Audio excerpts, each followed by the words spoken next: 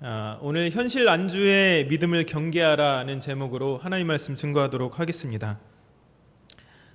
느헤미야 7장 오늘 7절까지의 말씀을 읽었는데 사실은 73절까지의 그 내용을 담고 있다고 보시면 됩니다.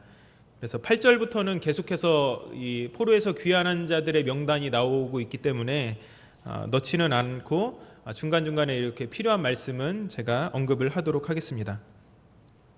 피터 드러커라고 하는 사람과 함께 현대 경영의 창시자로 불리는 톰 피터라고 하는 사람이 있습니다. 이 사람이 쓴 책 중에 초우량 기업의 조건이라는 책이 있는데 이 책이 20세기 3대 경영서 중 하나로 선정될 정도로 아주 유명한 책으로 많이 팔렸습니다.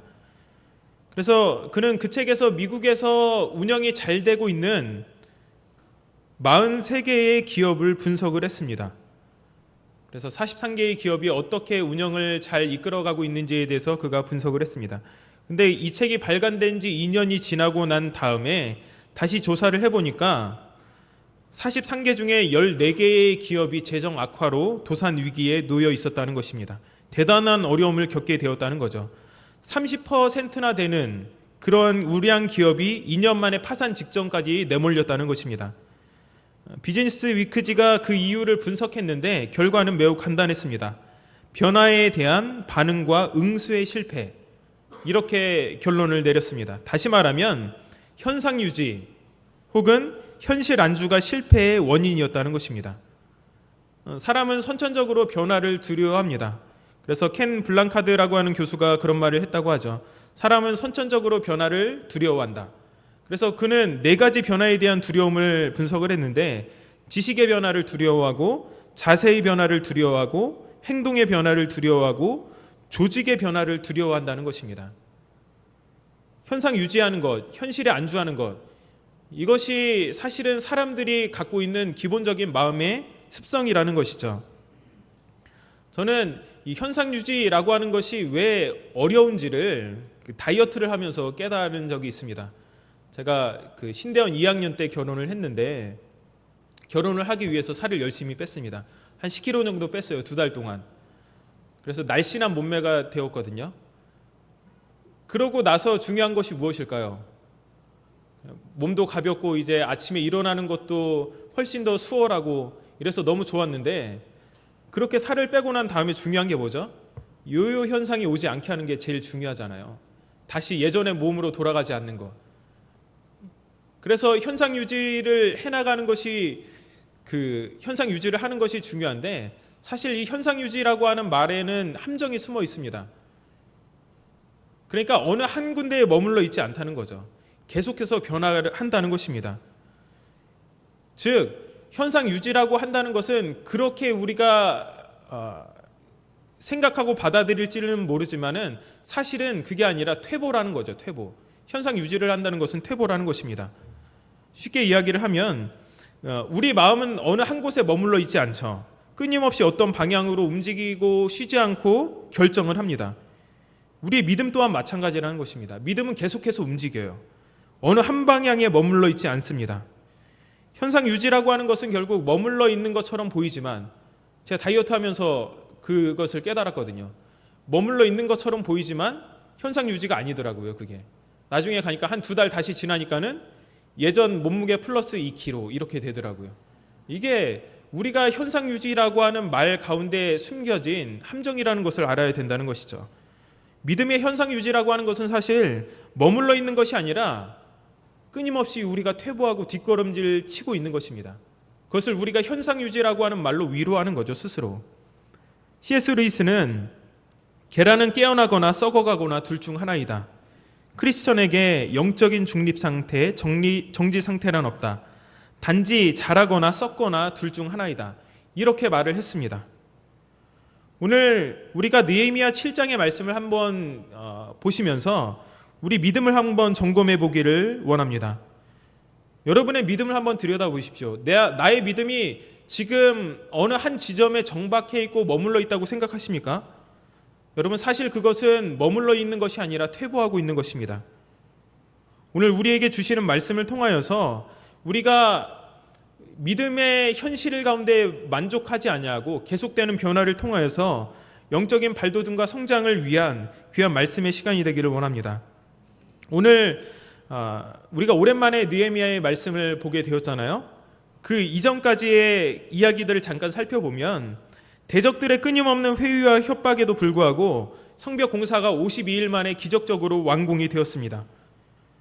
이 일은 하나님께서 이루신 역사였고 두려움은 역전이 되어서 이스라엘의 것이 아니라 대적의 것이 되죠. 그래서 그들을 계속해서 반목하고 대적했던 대적들이 오히려 이스라엘을 두려워하게 되었습니다. 왜냐하면 그 일을 하나님께서 이루신 줄을 그들이 알았기 때문이죠. 바벨론에 의해서 성전과 성벽이 회파된 지 70년 만에 성전이 재건되고 또 70년이 지난 다음에 성벽이 재건되었습니다. 여러분 얼마나 감격스러웠을까요? 포로 귀환 후에도 여전히 들끓는 강도와 대적의 위협에 노출되어서 편안한 생활을 할 수 없었던 이스라엘에게 성벽 건축은 매우 큰 의미를 갖고 있는 사건이었습니다. 여러분 성전이 재건되었을 때 성전이 재건되었지만 성벽이 무너져 있었기 때문에 예루살렘 안에는 사람이 도대체가 살 수 없는 곳이었습니다. 오늘 말씀 4절이 그것을 말씀하고 있죠. 성읍은 광대하고 그 주민은 적으며 가옥은 미쳐 건축하지 못하였습니다. 사람이 살 수 없는 곳이 바로 이 예루살렘이었어요. 성전이 재건되었지만 성벽이 없었기 때문에 그 성벽을 바라보며 눈물을 삼켰던 날이 자그마치 140년이나 지났는데 이 52일 만에 끝날 수 있는 이 기적과 같은 공사를 140년 동안 그들이 미루고 있었다는 것입니다. 이렇게 성벽이 재건된 다음에 그들이 해야 될 일은 무엇일까? 승리의 기쁨에 도취되어야 할까요? 아니에요. 이 성벽 재건은 하나님의 백성다운 삶을 위한 준비 과정이라고 말할 수 있습니다. 그러니까 끝이 아니라 하나님의 백성으로 살기 위한 시작점에 그들이 이제 다시 서게 된 것이죠. 성벽 재건을 통해서 이제 회복을 위한 모든 준비가 마쳐진 것입니다. 그저 현실의 벽 앞에서 근근히 성전에서 예배를 드리는 것으로 만족했던 이스라엘, 그러면서도 예루살렘 안에는 살 엄두를 내지 못했던 그 이스라엘, 그러면서도 믿음의 현상 유지를 하고 있다고 스스로를 위로했던 이스라엘, 그들에게 이제 대변화가 막 시작되려고 하는 것입니다. 느헤미야는 성벽 재건을 통해서 단지 눈앞에 보이는 어떤 그 성벽을 중요하게 여긴 것이 아니라, 물론 그것도 중요하지만 그들 가운데 패배감에 젖어 있고 피폐해져 버린 삶의 모습과 정체된 신앙에 대한 대대적인 변화를 이루고자 했다는 것입니다. 자, 그럼 이 예레미야가 어떠한 방법을 통해서 그들의 안일한 믿음, 그리고 현상을 유지하려는 믿음에서부터 벗어나서 하나님의 백성으로서 그들이 날마다 변화되고 회복되는 것들을 준비했는지를 오늘 말씀을 통해서 보겠습니다. 먼저 성벽 재건 후에 이스라엘 백성들에게 느헤미야가 요구했던 일, 그것은 바로 문지기와 예배자를 세우는 일이었습니다. 이를 통해서 백성들의 정체되어 있는 신앙과 삶의 변화를 꾀했습니다. 우리 1절의 말씀을 한번 읽어보겠습니다. 시작.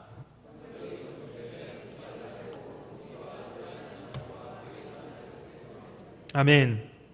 성벽을 건축할 무렵에는 성 안에 많은 사람들이 없었어요. 그리고 변변한 집 한 채 없었습니다. 그런데 이제 성벽도 완성하고 문도 달았습니다. 그때 느헤미야가 가장 먼저 한 일은 문지기를 세우는 일이었다는 것이죠. 성전의 문을 잘 지키지 않으면 이전과 같은 모습처럼 외세의 침략을 받게 되고 곧 무너질 수밖에 없는 것이죠. 이것을 우리 개인의 영적인 전쟁에 비유를 해보면, 우리가 영적 전쟁을 대비해서 무장하지 않으면 마귀가 우리를 끊임없이 공격하게 됩니다. 그래서 시편 기자는 시편 84편 10절에서 악인의 장막에서 사는 것보다 하나님의 성전의 문지기로 사는 것이 행복하다고 고백을 했습니다. 우리의 신앙 역시 아무리 잘 만들어 놓았다고 해도 이 마음을 지킬 문지기가 없으면 여우가 올라가고 마귀들이 들락날락해서 우리의 믿음을 갉아먹을 것입니다. 그래서 성벽을 지키는 일이 중요하죠. 왜냐하면 이 지키는 일을 통하여서 그들의 삶의 터전을 지켜갈 수 있기 때문에 그렇습니다. 두 번째 한 일은 예배자를 세우는 일이었습니다. 예배하는 자들은 찬양하는 자들을 말합니다. 당시 예배는 레위인이 담당을 했는데 그들은 제사장을 섬기는 사람들이었습니다. 이 예배를 회복했다는 거죠. 그러니까 문지기를 세움으로 인해서 그들의 삶을 회복하고 그리고 노래하는 자들을 세워서 예배를 회복했다는 것입니다. 교회에서 가장 중요한 것은 예배와 찬양입니다. 나머지 중요한 사역들이 많이 있지만 이것이 먼저 세워져야 그 다음에 사역들을 우리가 힘있게 할 수 있기 때문에 그렇습니다. 그런데 우리는 때때로 예배에 집중하기보다 나머지 우리에게 맡겨진 다른 여러 가지 분주한 교회 내에서의 사역에 집중할 때가 더 많이 있습니다. 그러나 우리 하나님께서 찾으시는 사람은 바로 예배자입니다. 요한복음 4장 23절에서 예수님은 아버지께 참되게 예배하는 자들은 영과 진리로 예배할 때가 오나니 곧 이때라. 아버지께서는 자기에게 이렇게 예배하는 자들을 찾으시느니라. 이렇게 말씀하셨습니다. 하나님께서 찾으시는 사람은 바로 예배자라는 것입니다.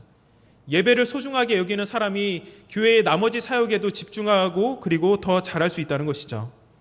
그래서 에스라는 6시간 동안이나 성경을 읽고 강론을 했고 사람들은 그 시간 동안 일어나서 다 눈물을 흘리면서 그 말씀을 들었습니다. 이제 예배의 회복에 대한 모습이 어떻게 나타나는지 8장에 본격적으로 나타나거든요. 그리고 오늘 말씀도 보면 44절을 보면 노래하는 자들은 아삽 자손이 148명이요 이렇게 나와 있고 67절을 보면 그 외에 노비가 7337명이요 그들에게 노래하는 남녀가 245명이 있었고 라고 이렇게 말씀을 하고 있습니다. 그러니까 수백 명의 사람을 세워서 하나님을 높이고 노래하게 하는 것, 이것을 정말로 중요하게 여겼다는 것이죠. 진정한 예배의 회복, 이것을 그들이 꿈꿨다는 것입니다. 교회 안에서 예배와 찬양, 성례, 말씀을 듣는 일보다 더 높은 가치를 가지고 있는 것은 없습니다. 우리가 집중해야 될 것은 바로 이 본질이죠. 이 본질을 충실하게 지켜가는 한 우리 교회는 소망이 있고 복음 전파가 어려운 시대 가운데서도 부흥할 수 있습니다. 여러분 이 사실을 믿으십니까? 그렇다면 우리는 예배의 목숨을 걸어야 합니다. 느헤미야는 바로 이 사실을 알았습니다. 그래서 성벽을 쌓고 성문을 달고 나서 문지기를 세우고 찬양하고 예배하는 자들을 세워서 온 백성이 하나님께 집중하도록 했습니다. 참된 예배자가 있을 때 온전한 예배가 이루어집니다. 예배자가 없으면 예배도 없습니다. 사람이 많이 모였다고 해서 예배가 이루어지는 것이 아니라는 것입니다. 그 예배 가운데도 하나님이 찾으시는 진정한 예배자가 있다는 것이죠. 지금 느헤미야는 그들이 안주했던 것으로부터 벗어나서 변화를 꾀하기 위해서 두 가지를 동시에 하고 있습니다. 그것은 바로 삶의 변화와 신앙의 변화죠. 먼저 폐허가 되어 사람이 거의 살지 못했던 예루살렘을 회복하는 것입니다.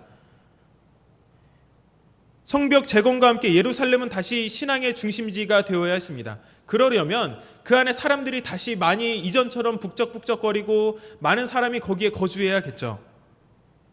두 번째는 예배자를 세웠습니다.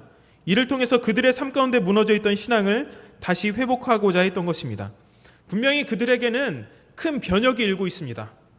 현실과 타협하고 안주하며 생활과 신앙의 공고함을 애써 외면했었는데 그 삶이 이제 송두리째 바뀌고 있는 것이죠. 이제 우리의 삶을 한번 되돌아보기 원합니다. 우리는 그리스도인으로 살아가면서 삶과 신앙 가운데 중요한 전환점, 변화를 맞이하게 되는 경우를 종종 경험하게 됩니다. 삶 가운데 우리는 가정에서 직장에서 여러 가지 변화를 경험할 때가 있죠. 직장에서 실직할 때가 있습니다. 혹은 이직을 준비할 때가 있어요. 승진하게 될 때도 있습니다. 우리는 그때 가운데 늘 변화를 경험하게 되지 않습니까? 또 결혼을 해서 가정을 이루거나 이를 통해서 우리가 부모님으로부터 독립하게 될 때, 아이를 임신하게 될 때, 아이를 낳아 양육하고 키울 때, 이렇게 우리 인생은 변화로 가득 차 있습니다. 신앙에 있어서도 우리는 변화를 겪게 되죠. 어떤 때 하나님 앞에서 우리가 말씀을 듣고 결단을 하고 예배에 나와서 새벽 예배에 나와서 기도하는 시간을 가지거나 아니면은 어떤 사람으로 인해서 상처를 받고 마음이 공고해지는 경우도 있죠. 아니면 그저 그런 현실의 신앙에 안주하면서 더 이상 믿음이 성숙해지고 있는 것을 짐으로 여기거나 회피할 수도 있습니다. 더 깊게 교회의 일에 관여하고 싶지 않아서 직분을 받지 않거나 전도회에 소속되어서 전도회에 활동하는 것을 꺼리는 사람도 있을지 모릅니다. 그러나 여러분, 이 신앙과 삶은 같이 갑니다. 지금 느헤미야는 예배만이 가장 소중하니까 백성들의 삶을 어찌 되었든지 괜찮다는 입장을 가지고 있지 않아요. 삶이 무너지면 신앙도 제대로 지켜갈 수 없다는 사실을 그는 잘 알고 있었습니다. 믿는 만큼 믿음으로 살아내는 만큼 예배할 수 있고 예배하는 만큼 믿음으로 살 수 있습니다. 우리가 이 현실의 변화와 또한 신앙의 변화 가운데 기억해야 될 것 무엇이죠? 우리가 그 자리에 그냥 이전처럼 하면 되지, 예전처럼 그냥 해나가면 되지, 이렇게 하면 우리는 더 이상 앞으로 한 발자국도 나아갈 수 없다는 거예요. 현재의 삶과 신앙이 안주해서는 안 된다는 것입니다. 이것은 갑자기 모든 것을 다 정리하고 그냥 선교사로 떠나라는 얘기가 아니에요. 우리의 삶 가운데 고단하게 반복되는 삶이 우리 신앙을 갉아먹지 않도록 늘 생각하고 우리가 하나님 앞에서 기도하고 행동하라는 것입니다. 이번 그 여름 수련의 그 주제 두 번째 공과에 보니까 코람데오 이것이 있더라고요. 그래서 아이들에게 그 교재 가운데 공과 가운데 일기장이 있습니다. 그래서 그 일기장에 자신이 하루를 어떻게 살았는지 여러 가지 질문을 던지면서 하나님 앞에서 신앙을 점검하게 하는 부분이 있더라고요. 한 달 동안. 그래서 수련회에 받은 은혜를 그냥 그 수련회 때의 것으로 남기는 것이 아니라 삶으로 계속해서 살아낼 수 있게끔 그렇게 도와주는 면들이 있더라고요. 우리가 계속해서 하나님 앞에서 어떻게 살고 있는지를 떠올려야 된다는 것입니다. 그러지 않으면 퇴보하게 된다는 거죠. 경건 생활을 방해하는 것들을 그냥 이전까지 그냥 그래 왔으니까, 그러고도 하나님께서 내 기도 잘 들어주셨으니까 그냥 이렇게 살지 뭐, 이렇게 하지 말라는 거죠. 우리가 그 자리에 주저앉아 버리면, 우리의 삶과 신앙의 자리에 그냥 만족하고 주저앉아 버리면 거기에서 풀이 자라고 땅이 굳어져서 쓸모없는 땅이 되어버리고 말 것입니다.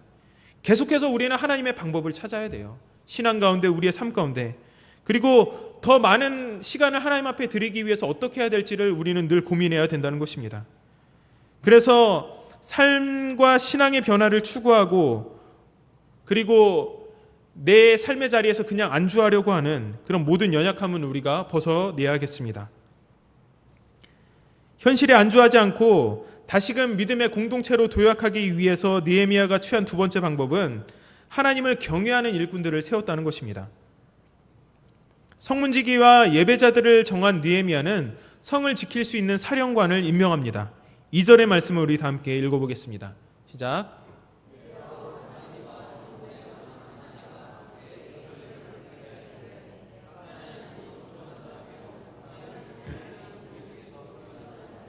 아멘.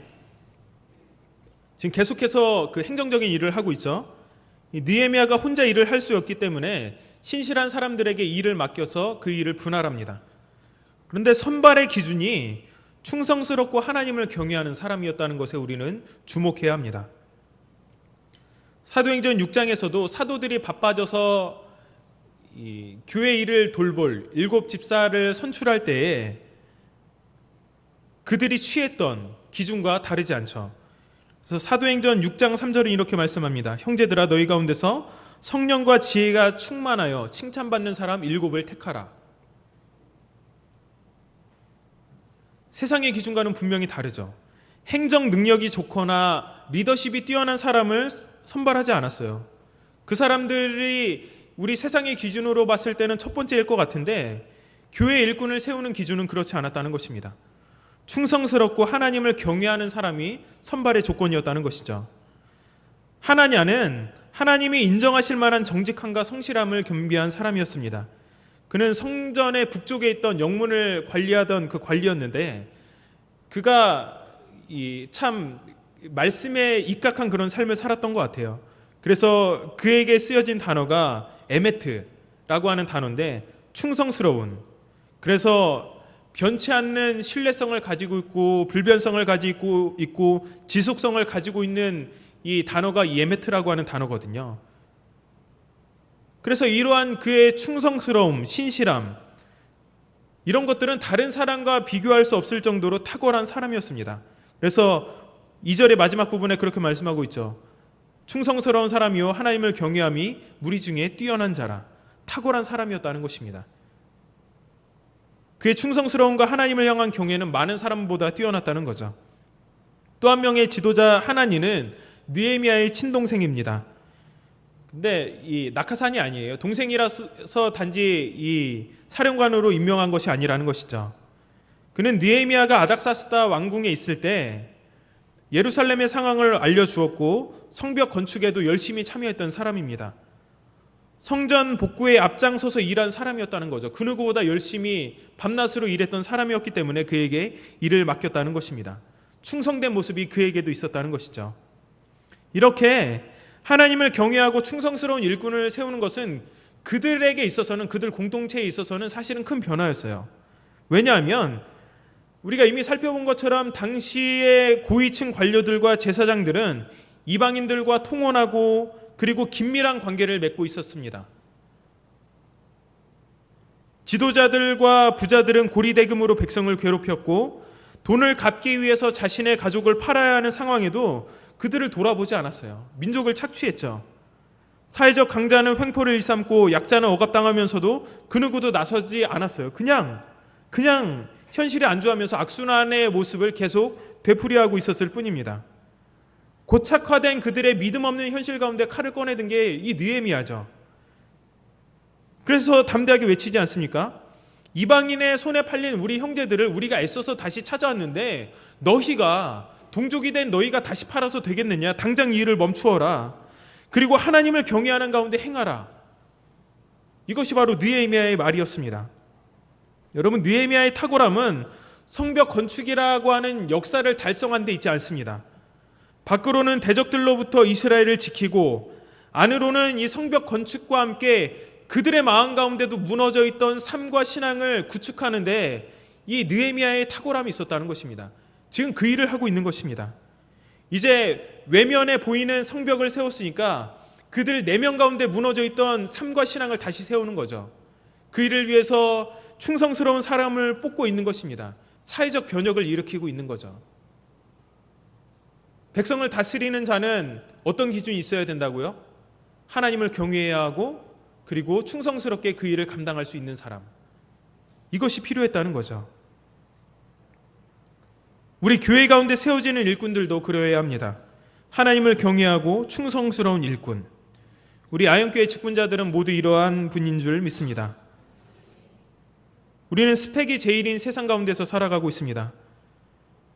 사랑하는 여러분, 그러나 우리는 세상의 스펙이 아니라 믿음의 스펙을 쌓아가야 합니다.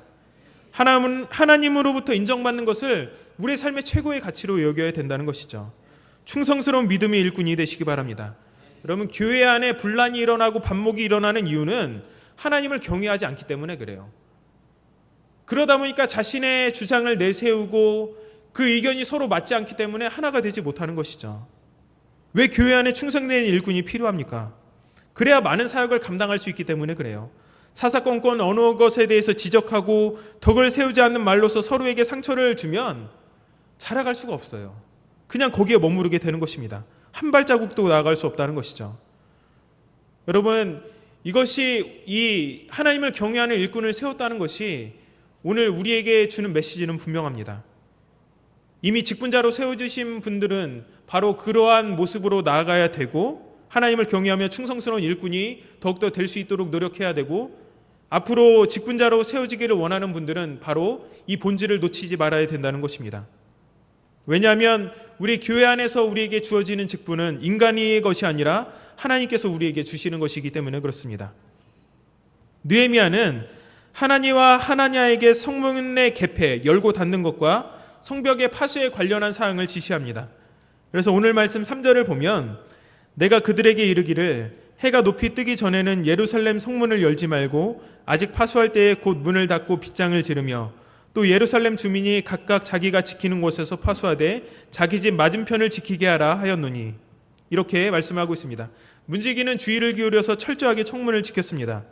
느헤미야는 예루살렘 성문을 해 뜰 때까지 열지 말고 문지기에게 지키겠습니다. 그러니까 해가 높이 뜰 때까지 문을 열지 못하게 했어요. 아직 그 안에 사람이 적기 때문에. 낮에는 대부분 성문을 열어놓았지만 해가 높이 뜨기 전까지는 그것을 닫아놓으라고 지시합니다. 성벽 가운데 특별한 경비가 필요한 것은 레위 사람들의 책임하에 순번을 따라서 예루살렘 주민들을 이 파수꾼으로 세우고 그 외의 구역은 주민들이 각기 맞은편에 이 집 맞은편을 지키도록 함으로써 이 성벽을 더욱더 견고히 했던 것입니다. 그 당시에 성은 매우 크고 넓었는데 성 안에 사는 사람들이 얼마 안 되기 때문에 이러한 조치를 취할 수밖에 없었습니다. 그래서 느헤미야는 거주 문제를 해결하기 위해서 인구조사를 실시합니다. 포로로 잡혀가서 바벨론에게 거주하다가 이 귀환한 백성들이 많기는 했지만 여전히 빈 곳이 많았다는 것이죠. 그러다 보니까는 이 예루살렘 내부를 채워야 하는데 여기를 어떤 사람을 채워야 될지에 대한 이 생각이 급하게 떠오르지 않는 것이죠. 그래서 그는 1차로 귀환한 백성들의 명단을 받게 됩니다. 그래서 그 명단을 통해서 인구조사를 하고 또 계보대로 등록을 하게 함으로 말미암아서 성 안으로 이주해서 거기에 거할 사람들을 그가 찾게 됩니다. 이 명단은 에스라 2장에 나와 있는 이 명단들과 거의 일치하는데 이 11장에 가게 되면 느헤미야 11장에 가게 되면 다른 지역에 거하는 사람들을 예루살렘으로 이주시키기 위해서 이 명단을 이용하는 것을 보게 됩니다. 그러니까는 이 그들의 삶과 신앙의 터전을 채울 만한 것을 이 인구조사를 통해서 그가 했다는 것이죠. 그래서 오늘 말씀 5절과 6절과 7절을 보면 하나님이 내 마음을 감동하사 귀족들과 민장들과 백성을 모아 그 계보대로 등록하게 하심으로 내가 처음으로 돌아온 자의 계보를 얻었는데 거기에 기록된 것을 보면 옛적에 바벨론 왕 느부갓네살에게 사로잡혀 갔던 자들 중에서 노임을 받고 예루살렘과 유다에 돌아와 각기 자기들의 성읍에 이른 자들 곧 스룹바벨과 예수아와 느헤미야와 아사랴와 라함야와 나하마니와 모르드게와 빌산과 미스베렉과 비그웨와 느음과 바나와 함께 나온 이스라엘 백성의 명수가 이러하니라 이렇게 말씀을 하고 있고 8절부터 그 명단이 쭉 등장을 하게 되죠. 이 성경을 보면 인구조사를 하는 것들이 많이 등장을 합니다. 출애굽기와 민수기를 보면 모세가 있던 세 차례의 인구조사가 나오는데 이것은 모세 임의대로 판단해서 한 것이 아니라 하나님께서 모세에게 명령하셨기 때문에 이 인구조사를 하게 됩니다. 반대로 다윗은 하나님이 명령하시지도 않았는데 자신을 과신하기 위해서 자기 마음대로 인구조사를 했다가 혹독한 대가를 치르죠. 느헤미야가 이런 역사를 모를 리 없습니다. 그래서 그는 5절의 중요한 단서를 우리에게 제공해주고 있습니다. 자신의 임의대로 한 것이 아니라 어떻게 해요? 하나님이 내 마음을 감동했기 때문에 내가 이 일을 했다라고 그가 밝히고 있습니다. 느헤미야는 모든 일에 하나님을 인정하는 사람이었어요. 그는 자신의 머릿속에서 떠오르는 게 자신의 것이 아니라 하나님으로부터 왔다고 고백을 합니다. 우리가 이걸 잘 이해를 해야 되는데요. 이것은 자신의 생각한 것을 하나님의 뜻이라고 왜곡하면서 남용하는 것과는 다른 그런 거거든요. 근데 어떤 사람들은 보면은 이 하나님의 뜻이라고 이야기를 하면서 상대방에게 그것을 강요하는 경우를 우리는 종종 보게 됩니다. 제가 보면은 그 가끔 청년들과 얘기를 하다 보면은 마음에 드는 자매가 있어요. 그래서 그 자매에게 고백을 하고 싶은데 뭐 고백하기엔 자기가 너무 부족하다고 생각을 하는 거죠. 그리고 이제 짧게 기도를 하고 그 자매에게 가서 이야기를 하는 거예요. 내가 기도해 봤는데 하나님께서 우리를 만나게 하는 것이 바로 하나님의 그 뜻인 것 같아. 이렇게 이야기를 하는 거죠. 그 말로 현혹을 하는 거죠. 아니 지가 좋아졌으면 지가 좋다고 이야기를 하지 거기 하나님의 이름을 파는 거죠. 근데 여러분 이런 일이 의외로 많아요. 그러고 나서 이제 잘 만나다가 불쌍한 자매죠. 이렇게 잘 만나다가 또 그 이제 서로가 헤어질 시기가 오면은 또 이야기를 하는 거죠. 내가 하나님한테 기도해 봤는데 네. 이런 그래서 청년들이 여기 없지만 청년들은 그런 사람 조심해야 돼요. 하나님 파는 사람 조심해야 됩니다. 자기가 좋으면 자기가 좋아졌다고 이야기를 하고 자기가 싫어졌으면 그냥 자기가 이렇게 됐다고 이야기를 하면 되는데 굳이 거기에 왜냐하면 자기의 말에 확신이 없거든요. 권위를 넣기 위해서 이 하나님을 파는 것이죠. 근데 느헤미야는 그렇지 않았다는 거예요. 자기의 말을 관철시키기 위해서 그가 인구조사를 한 것이 아니라 모든 사람이 다 그 내막을 알고 고개를 끄덕이면서 인정할 수 있을 만한 그런 말로 그가 이야기를 했다는 것이죠. 그 내용과 실현 과정이 일반 사람들이 생각하기에도 하나님의 마음으로 여겨질 만큼 영적이고 탁월하다는 뜻입니다. 그래서요, 하나님이 주신 마음이라면 이게 모든 사람의 덕이 돼요. 결국에는 그 일이 이루어지는 과정을 보면 잘 알 수 있습니다. 우리가 느헤미야를 이해하는 핵심 단어 중 하나가 바로 감동이에요. 감동. 느헤미야는 자기 기분대로, 내키는 감정대로, 감정으로 일하지 않고 하나님이 자기 마음에 주신 감동에 따라서 결단하고 행동합니다. 그래서 느헤미야 2장에도 보면 그가 밤에 순찰을 나갈 때 하나님께서 내게 주신 것을 아무에게도 말하지 않고 밤에 나간 것을 그가 기록을 하고 있거든요.